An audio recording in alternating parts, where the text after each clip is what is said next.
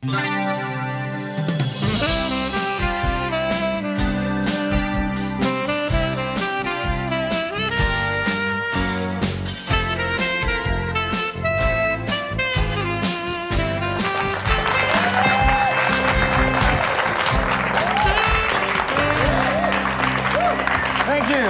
you so much. Welcome to Lifestyle Magazine. Well, in the past, we've had shows where we discussed issues that make men a little self-conscious, but I wonder if today's show will make women self-conscious. Self-conscious?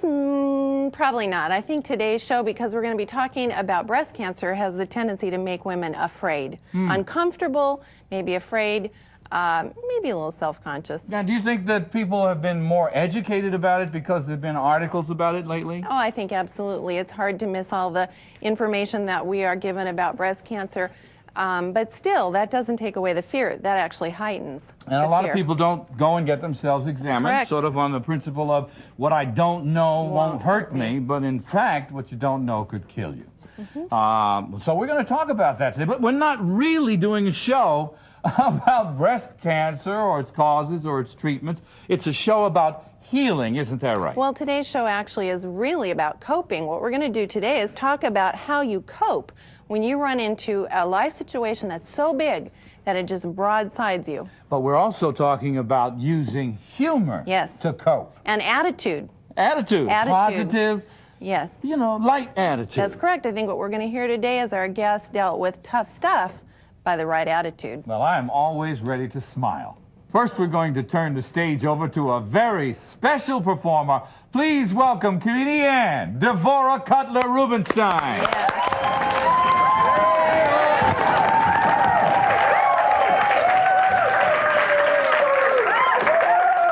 Hey, everybody. Hi. I'm Devorah, and I'm a writer, thank you, producer and director, breast cancer survivor. Welcome to the comedy! Now, a couple of you out there, you know, you look kind of like sad, like unhappy for me. No, trust me, breast cancer, easy. Turning 40 in Hollywood, now that's a fatal disease. You know what's strange, and I'm sure you've all experienced this, is that people don't know what to say when something awful happens, okay? And it's important to have a supportive husband. And my husband, I mean, he's great. He's the strong, silent type. But for the longest time, he didn't say anything. And one day I come home, and he's crying on the couch. And I come home, I say, honey, what is it? And he goes, k. He's from New York. And I said, coffee? You want some coffee? And he goes, cancer. And I said, hon, I'm going to be fine. You know, we caught it early. And he goes, not you, Joe Torre. The Yankee manager has prostate cancer. I said, hon, you know, I'm your wife. You know, I have cancer. He says, I know, but you're not going to lose the pennant. So I had to ask him. I said, hon, are you going to leave me over this? You know, we're all afraid of that, right? And he said, oh, no, I would never leave you. You're heavily insured. It's okay. I love my husband. He's been great. But I mean, I'm not really recovering from cancer. I'm recovering from terminally stupid people, okay? Now, I mean, it is like, the experience of cancer, though, is sort of like an accident on the freeway of life. And you do develop the attitude of gratitude. And God love everybody that helped us through this. But you have to kind of look at some of those folks along the way. Like when I first woke up in surgery, you don't know whether you have cancer or not. And you wake up, and there's this beatific nurse in a white outfit at the end of your bed. And you're thinking, oh, she's my angel. She's going to give me the good news or the bad news. But thank goodness it's her. And so you ask her, she's holding a little file, and she says, oh, you know, my sister had the same kind of cancer that you do. I said, really? How's she doing? She died. Very thoughtful. So I have to tell you, though, that these two fingers, the best technology you could ever want. Big machines missed it. These two fingers saved my life. So remember to check yourself or have your special friend help you out. And, you know, my dad said, look, what doesn't kill you will hopefully make you funnier. And for me, every day's a good hair day. I have some. Thank you. We'll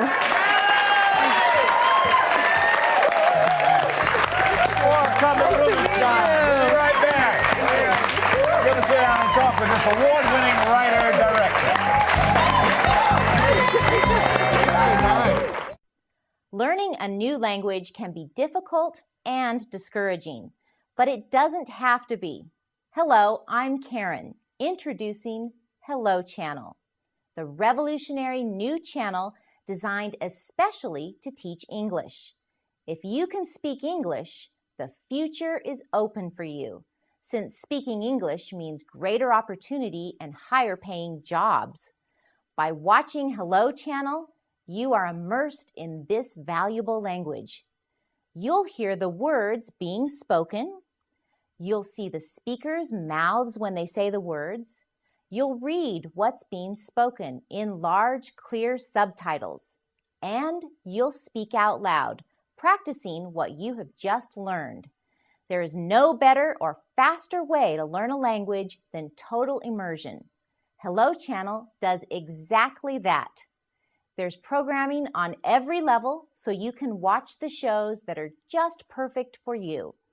Whether you've spoken a little English, a great deal of English, or none at all, the Hello Channel has something for everyone. Join us for a convenient, affordable, and fun way to shape your future.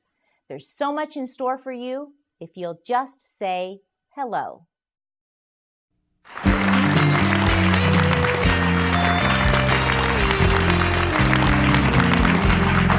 We are back. We are back. So many interesting questions to ask you, Devo. Well, now, did the comedy come out of perhaps a conversation with a few friends or with family? Or as you started talking to yourself, did you say something and went, you know, that's funny?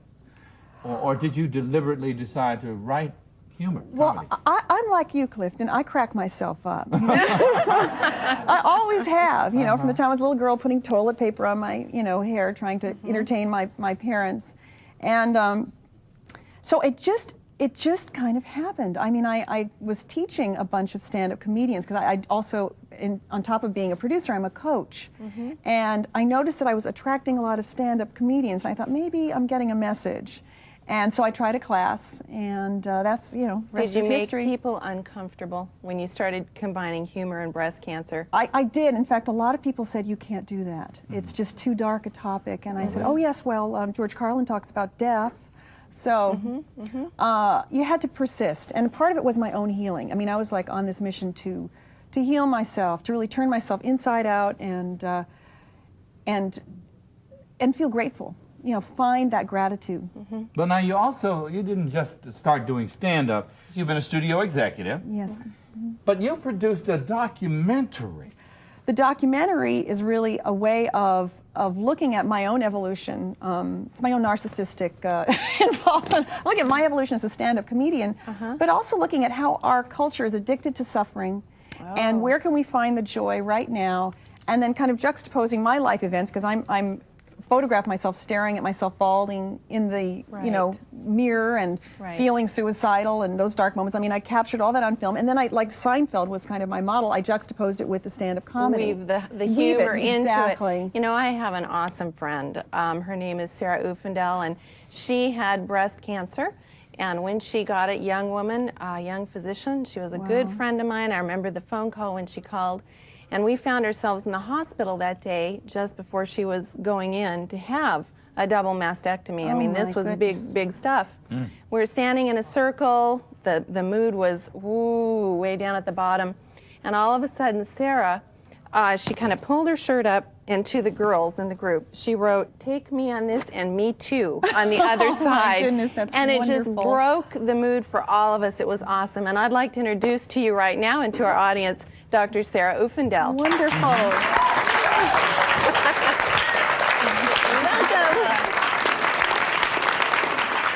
Nice to meet you, Sarah.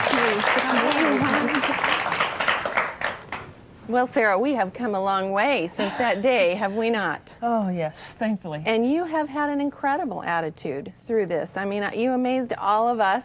We all felt like we were the weak ones. Well, you know, some people wondered if it was denial, but you don't know how you're going to go through something until it happens. And I've always believed that a positive attitude and humor help the trip to be more worthwhile. And it really came to the test when I actually got breast cancer. And it's like, can I go through this with a positive attitude without denying what's actually happening? Did you decide right at the beginning, I'm gonna stay up, I'm gonna laugh, I'm gonna find the humor in it, or did you? Yeah, pretty early, because I found it was consuming. I don't know about you. Yes, Consumed every thought I had. Right. And I couldn't get my mind off it, so I went out and rented a bunch of comedies and just watched them so I could think of something else and I could laugh and life could move on. There again, humor, helping us to cope, helping us to deal with some of the most difficult moments of our lives. Now, you're a physician, right? Yes. How does a physician deal with this kind of tragedy coming upon them? Because, you know, traditionally it seems as though physicians feel impervious to disease. You know, doctors feel like they won't ever get sick. She feels impervious to everything. How did this affect you from a physician's perspective? You're absolutely right. I mean, I'm a personality who feels impervious anyway. When you add that to being a physician, I never considered getting sick from anything. And it was a total shock. And then to have the roles reversed and me be the one in the hospital bed, that somebody is leaning over and trying to help, me be the one that is nauseated and sick, and they're medicating, and I'm medicated out of my mind. And it was such a shift in my mentality. I got real insight into what some of the patients go through. You assume when you give them a medicine, they come back a week or two later, you know, that they're doing okay. I think the thing too, Sarah, and with you, Devo, it was so fast. It's like you find this out one day, and all of a sudden, like a speeding train, your whole world is doing something different. It's transformed, isn't it? Yeah, and Yeah, I was whitewater rafting just weeks before. That's right. And I was in Europe. Yeah, Yes. feeling great. What other treatment after the surgery did you have to endure, and how did humor play a role in that? Well, there were times where it was really tough. In fact, there are times where you can't laugh everything away, that's for sure. There was chemotherapy after that, and there were times on chemotherapy I felt like dying. I don't know if you did. I just didn't want to go on. Times I was so nauseated I couldn't hold down water for days. I would call Tammy and say, I can't go on. And just the sequelae of going through the surgery, it was months before I could stand up straight because of all that was involved. It was painful, it was sickening, but you were funny. in between times still it was were funny. She had the right kind of attitude. She did. I remember when the hair started to fall out, and I didn't have the courage. I don't think I've ever admitted this to you. I didn't have the courage to come over. Really? Well, don't you remember I never came? Yes. And why didn't you have the courage? I Because was you're telling too the truth here is going to sad. help somebody else cope with I it. was too sad. You had another friend who had more courage than me. You know, that's interesting because a lot of people, they want to tell you something. They want to talk to you and encourage you, but they don't know how. And in fact, it was interesting from my perspective that I felt more sorry for them because they were trying to be comforting. And sometimes they would mess up. Like one person said to me, "Oh, I thought you were dead. I heard you had cancer." You know, I found myself saying that to a friend of mine who had overcome it, and I never felt more like I'd put my foot in my mouth. Yes. He had gone into recession. Right. He was doing fine. Unbelievable. Well, I mean, between the two Remission. of you. Yeah, remission would be. Did I say recession? Yes, you did. Oh my goodness! I mean, But it wasn't depressing like a recession. I'm so sick. See, when you talk fast, you can sometimes mess it up. Well, she's got a documentary which she deals with the death of her father, the loss of her cat. My goodness, a yahrzeit and 30-year class reunion. She's put it all in this. I want to know about that, and I want to know how you keep a good attitude. And we'll do that when we come back.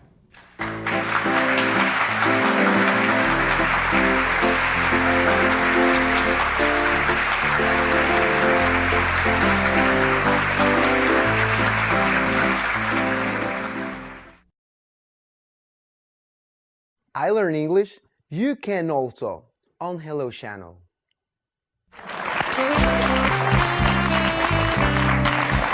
We're talking to two great ladies who are breast cancer survivors, and Devo, I wanted to ask you, you put all of that stuff into this one documentary. Why?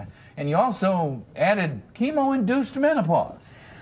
What did it all mean for you? Well, the documentary is called Markings, and the reason is there were so many significant life events during the course of this particular year. 2 days before my diagnosis, my father died. And I had been trying to get pregnant, and so that was one of the reasons the doctor actually missed the lump. Is our focus was elsewhere. You know, your life is, you're just living your life. You're not thinking that there's something that's going to happen that will stop it. So I wanted in the film is to talk about all the things that mark the life cycle, including illness, that it's just a part of life. It's not something that we can avoid. It's just an inevitable part of it, and whether we like it or not. And so that's why I included all the life events. And I think listening to Sarah afterwards, you know, we talked a long time, sometimes at night, and I would say, well, if you had it to do over, you know, how do you feel now? And you still have this most incredible take on this that I'm not still convinced of, but you might convince me in a while and tell everybody what that is. Well, I feel really blessed by the whole experience. That's incredible, I realize, but going through cancer, everybody I knew, all my friends and my family, they surrounded me with so much love and so much care. Everybody just uplifted me, and I'd never had so much attention or love before in my life. And it's not that nobody ever loved me before, but it was all so concentrated in that short period of my life that I just lapped it up. And I can honestly look back and I can say, it was the most beautiful, while also being the most horrible experience I've ever been through. like it that you say, it is a gift. It's the gift you don't want to open or get, but Right. when you get it, it's what you do with it. I think Absolutely. And I believe life is certainly, it happens to you. We can't control it. It just happens. But our response to it is where we can choose. And I Now, Sarah, with your patients now, how has this impacted what you say to patients? I was in the hospital a few weeks ago on the neurology service, because that's my service, not breast cancer, and I saw a patient lying in there with the same packing and the same mesh over her, and I knew. You knew what She'd had a double mastectomy. And I couldn't help myself. I just went up to her. I had no relation to her, but I just went up and I said, I've been there. Wow.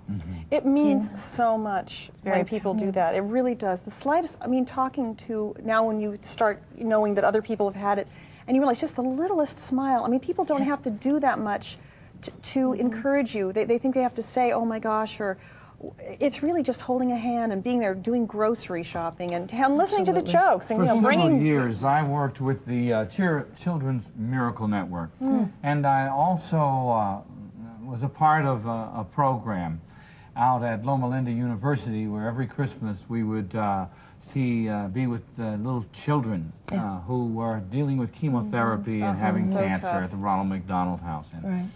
And I tell you, we tried to give them joy for the moment we had them in our lives. Just give them joy with music, with encouragement, you know, with toys. And sometimes it was difficult to see that some of those children weren't there the next year. But what really made us happy was seeing that others were there. Others had hair. Others' hair had grown back. And I'm looking at all this hair on your head and I'm thinking, this is grown back. This is a very positive thing. Tell us what are some of the outcomes of the treatment that you've had? I've had so much fun with the hair. Most people just dread that portion of it, but you know, I painted my head a couple of times, had a friend paint my head. May I ask what colors? Yes. One time it was just kind of a psychedelic swirling color. Another time it was the midnight sky with stars and a moon and everything. And I went out, you know, went and saw a movie, and people would go, The reality is you guys have gotten such great attitudes about this. Yes. Now, I know you had some weird things. You told us about that earlier. Some weird things happened. We got a couple of minutes. Tell us about some of the weird things that happened Well, during this period of when time. you're first diagnosed, now I was small breasted, or I'll just say it, flat chested my whole life. And I said, you know, I used to say to my mom, like, you know, when am I going to be old enough to wear a bra? And she said, well, you're 28, get over it. so you're thinking, okay, so they're going to go in and they're going to take. What are they going to take? Yeah. Yeah. So, but actually, radiation gives you a perky little lift. It does. Really? So I said to the doctor, can you do the other one? I don't perform radiation, and I didn't have radiation, so. Well, anyway, so that was one of the funny stories, was just realizing that, oh, you know, I'm happy to have what I have, and I feel very happy about it, and grateful, and you know, it was a gift. So it's funny stories, funny stories. Well, and I think, too, what I've noticed with Sarah, and I don't know if that's the same with you, but as time goes by, that attitude is almost as important, if not more, than it was originally. It's like, it's hard because we're trained. I think in this culture, there's just so much negative thinking or just self-judgment. I'm one of the most positive people in the world, but even I, very, you know, sometimes find myself in a negative bag. But I don't see that anywhere with you two. I am just so inspired by you. Thank you. Yes, I really I am too. I You're know both you awesome. use humor. Yes, our audience is too. It's wonderful to see you are breast cancer survivors, but more than that you're making the difference in the lives of so many other women out there by telling your story on television and by using humor and the right attitude to deal with it. I want to say thank you for being on our show. Thank you so much. Sarah Uppendahl, Deborah Cutler-Rubenstein, and we'll be back with a few last words right after this.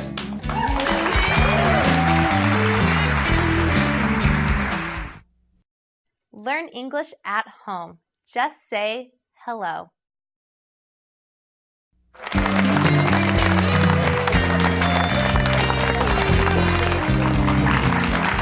Well, this has been a very informative, exciting, and actually kind of a funny show. Not because the issues that we were dealing with, breast cancer, is funny at all, but because of the way we're dealing with it.